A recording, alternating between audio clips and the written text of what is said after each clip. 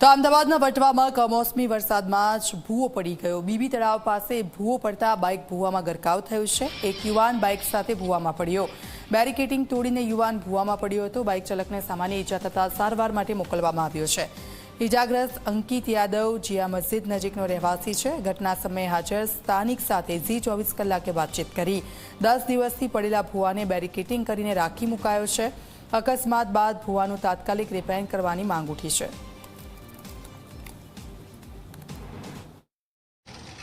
અમદાવાદમાં મંગળવારે મોડી સાંજે એક મોટી દુર્ઘટના બનતા રહી ગઈ, જ્યાં એક વ્યક્તિનો જીવ જતા રહી ગયો। આ બનાવ બન્યો વટવામાં એ બીબી તળાવ 4 રસ્તા પાસે કે જ્યાં આ બેરિકેડિંગ જોઈ શકાય છે।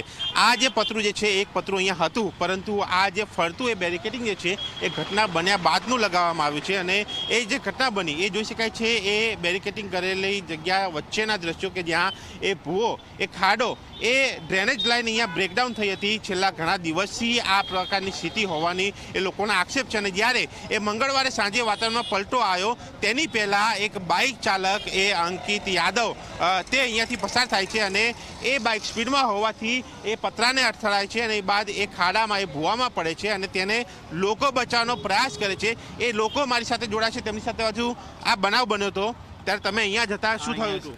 એ ભાઈ સ્લીપ ખાઈને સીધા અંદર ઉતરી ગયા। ભાઈ એટલે આ પતરા સાથે ભટકાયા હતા? પતરા સાથે નહીં, અહીંયા અંદર અહીંયા સ્લીપ ખાઈને અહીંયા જ પડ્યા, સીધા અંદર ગાડીના હારે ઉતરી ગયા। ભાઈ પતરું અહીંયા જ હતું? પતરું અહીંયા જ હતું। આ 10 દિવસથી ખાડો પડ્યો છે સાહેબ, કોઈ ધ્યાન આપતું નથી। બરાબર 12 દિવસ થઈ ગયા સાહેબ, આને કોઈ ધ્યાન આપતું નથી।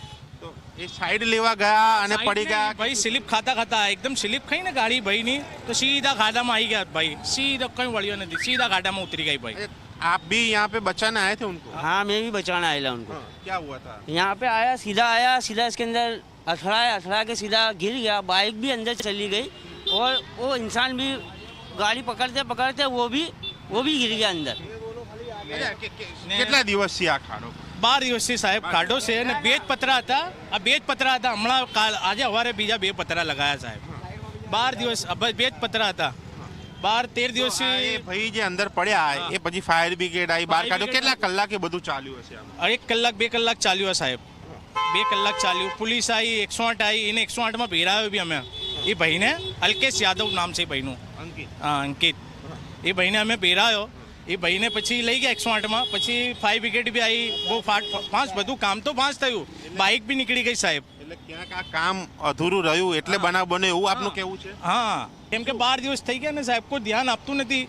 પડ્યું છે આમને આમ જ પડ્યું છે, કાલ આવશે ઇલેક્શનના પહેલાનું પડ્યું છે સાહેબ ખાડો। જો કામ થઈ ગયો તો ના થયું? ના, કામ થયું તો હમણાં બિચારો પડતો નહીં, બરાબર ને સાહેબ?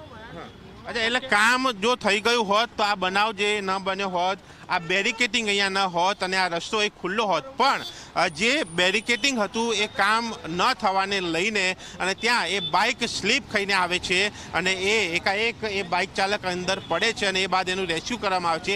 1 કલાક સુધીનો એ સિનારીઓ ચાલે છે કે જ્યાં એ વ્યક્તિનું રેસ્ક્યુ કરાય છે, પરંતુ ઈજા થતાં તેને હોસ્પિટલ ખસેડાય છે, જ્યાં પ્રાથમિક સારવાર આપીને તેને રજા આપી દેવામાં આવે છે। પરંતુ સવાલ અહીંયા એ છે કે કોર્પોરેશન જો જાણતી હતી કે આટલા દિવસથી અહીંયા એ ભૂવો પડ્યો છે, ખાડો પડ્યો છે, તો કામ કેમ ન કર્યું? અને કામ નથી કર્યું એનો મતલબ એ છે કે ક્યાંક આ ઘટનાની અંદર એ તંત્ર જવાબદાર છે, ક્યાંક એ ચાલકની સ્પીડ પણ એવી હોય છે કે પરંતુ કામ અધૂરું છે એ લોકોના આક્ષેપ છે અને તેને જોતા એ તંત્રની કામગીરી ઉપર સવાલ ઊભા થયા છે અને આ ઘટના પાછળ જવાબદાર કોણ એ પણ લોકો અહીંયા પ્રશ્ન પૂછી રહ્યા છે, જવાબ માંગી રહ્યા છે। કેમેરામેન મુકેશ ચૌહાણ સાથે દર્શક રાવલજી, મીડિયા, અમદાવાદ।